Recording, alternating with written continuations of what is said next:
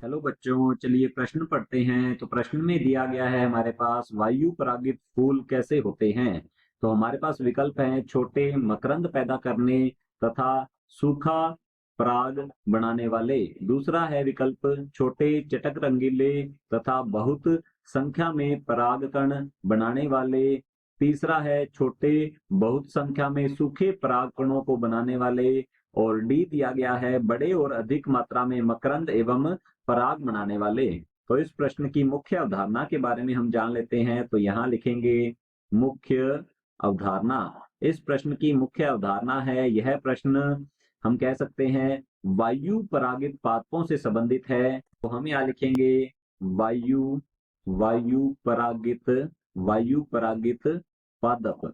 वायु परागित पादप ये ऐसे पादप होते हैं, तो यहाँ लिखते हैं ऐसे पादप जिनमें जिनमें परागण क्रिया जिनमें परागण क्रिया अजैविक कारक अजैविक कारक अजैविक कारक वायु द्वारा संपन्न होती है। वायु द्वारा संपन्न संपन्न होती है। ऐसे पादप जो है ये वायु परागित पादप कहलाते हैं। तो वायु परागित पादप जो है इनके पुष्प जो है इनके बारे में हम जान लेते हैं। इनके पुष्प में कुछ विशेष अनुकूलन पाए जाते हैं। पहला हम लिख सकते हैं इनके पुष्प जो है छोटे आकार के होते हैं। छोटे आकार के पुष्प होते हैं इनके। इसके अलावा यदि देखा जाए तो ये मकरंद पैदा नहीं करते हैं। तो लिखेंगे ये पुष्प सुगंधित नहीं होते। पुष्प सुगंधित नहीं होते नहीं होते। और तीसरा हम लिख सकते हैं ये पुष्प जो हैं अर्थात वायु परागित जो पादपों के पुष्प होते हैं ये पुष्प मकरंद पैदा नहीं करते। मकरंद पैदा या उत्पन्न नहीं करते, क्योंकि इन्हें किसी अन्य पक्षी या जीव को आकर्षित करने की आवश्यकता नहीं होती। इसलिए ना तो ये सुगंधित होते हैं और ना ही ये मकरंद पैदा करते हैं। यदि इनके परागकणों के बारे में देखा जाए तो इनके परागकण इनके परागकण सूखे सूखे तथा सूखे तथा चिकने होते हैं। सूखे तथा चिकने होते हैं चिकने होते हैं।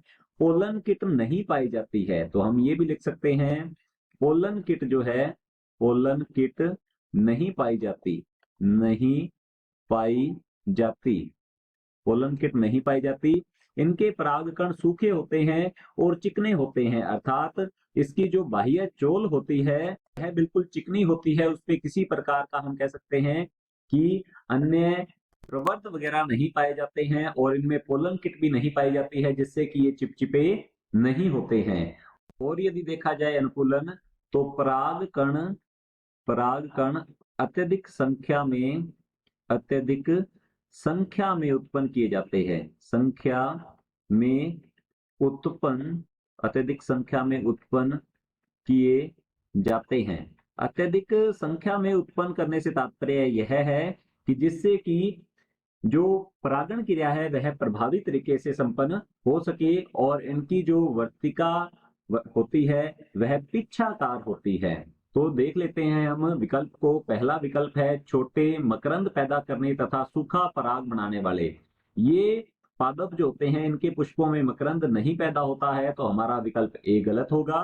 बी विकल्प है छोटे चटक रंगीले। तो ये रंगीले भी नहीं होते हैं, इनके पुष्प जो है ये रंगीले नहीं होते हैं। तो ये भी हमारा विकल्प गलत होता है, क्योंकि इन्हें किसी अन्य जीव को आकर्षित करने की आवश्यकता नहीं होती है। तीसरा दिया गया है छोटे बहुत संख्या में सूखे पराग कणों को बनाने वाले। तो इनके जो पराग कण होते हैं ये अत्यधिक छोटे होते हैं और सूखे तथा चिकने होते हैं। तो हमारा सी विकल्प जो है ये बिल्कुल सही उत्तर है। चौथा विकल्प दिया गया है बड़े और अधिक मात्रा में मकरंद एवं पराग बनाने वाले, ये मकरंद नहीं बनाते हैं। तो हमारा डी विकल्प भी गलत होगा। विकल्प सी बिल्कुल सही उत्तर है। आशा करता हूं आपको समझ में आया होगा। धन्यवाद।